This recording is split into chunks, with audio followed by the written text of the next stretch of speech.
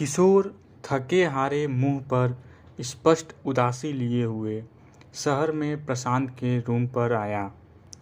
प्रशांत ने भोजन के लिए किशोर से बोला, चलो भोजन कर लो।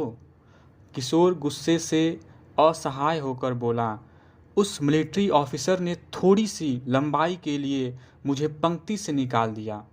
प्रशांत किशोर की आंखों में देखकर बोला, मिलिट्री की नौकरी को ही जीवन का उद्देश्य क्यों समझते हो? जीवन अनंत संभावनाओं का समुद्र है। जिस प्रकार एक शिशु का नार कट जाने से शिशु माँ के शरीर से पृथक हो जाता है, उसी प्रकार मिलिट्री रूपी नार के कट जाने से किशोर समाज से पृथक महसूस कर रहा था। किशोर प्रशांत से बोला, अगर इस शहर में ही कोई प्राइवेट नौकरी मिल जाए तो मैं कर लूँगा। किशोर प्रशांत से फिर आगे बोला, अब घर कौन सा मुंह लेकर जाऊं? प्रशांत किशोर से शांत स्वभाव से बोला, यूनिवर्सिटी में एक पहचान के व्यक्ति हैं, उनसे कल बात करूंगा, देखो क्या कहते हैं। सुबह प्रशांत यूनिवर्सिटी जाने के लिए तैयार हो रहा था, तभी किशोर बोलता है, प्रशांत मैं भी तुम्हारे साथ चलता हूँ। रास्ते में प्रशांत को एक प्रसिद्ध मंदिर में पूजा के लिए ले गया। किशोर भी गया। दोनों वहाँ करीब 1 घंटे बिताए। फिर गंगा घाट पर दोनों गए। किशोर के अंदर धंसे उदासीनता और मायूसी के तीर गंगा की धारा में मानो बह से गए। किशोर का मन अब हल्का हो गया था। मन में कुछ उम्मीद का लौ प्रज्वलित हो रही थी। किशोर मन ही मन सोच रहा था, प्राइवेट नौकरी भी खराब नहीं है, थोड़ा पैसा कम मिलेगा और क्या, धीरे धीरे तनख्वाह बढ़ ही जाएगा।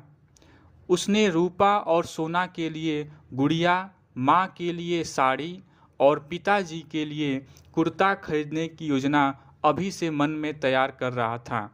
प्रशांत और किशोर यूनिवर्सिटी पहुँचे। किशोर पहली बार इतनी बड़ी यूनिवर्सिटी देखा। किशोर आंखें बड़ी करके बोला, इतने बड़े स्कूल में पढ़ते हो प्रशांत? प्रशांत मुस्कुराते हुए सिर हिलाया।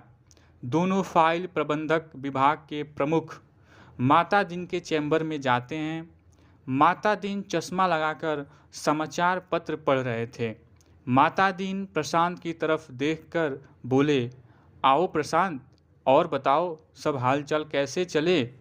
दोनों माता दिन के सामने वाले सोफे पर बैठते हुए प्रशांत बोला, नौकरी की खोज में निकले हैं महोदय, आशा है कि आप हमारी कुछ मदद करेंगे।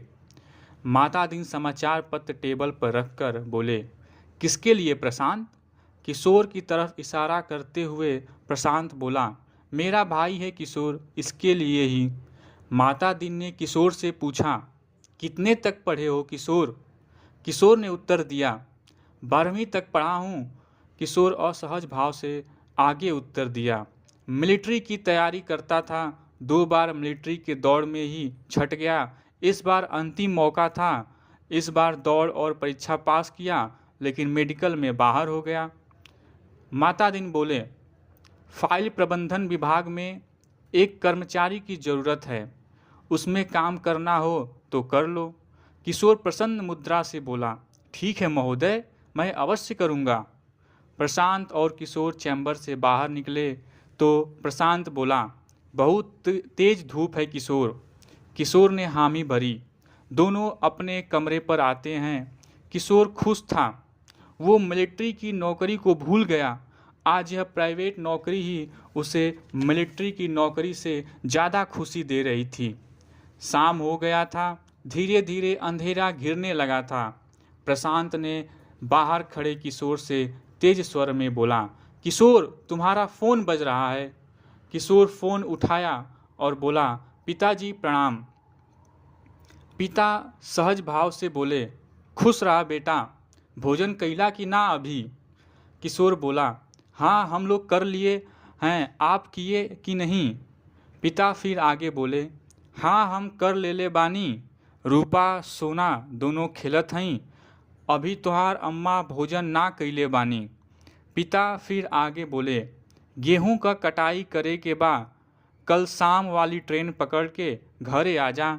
हमके और तोहार अम्मा के कुछ मदद मिल जाई और गेहूं का कटाई भी हो जाई।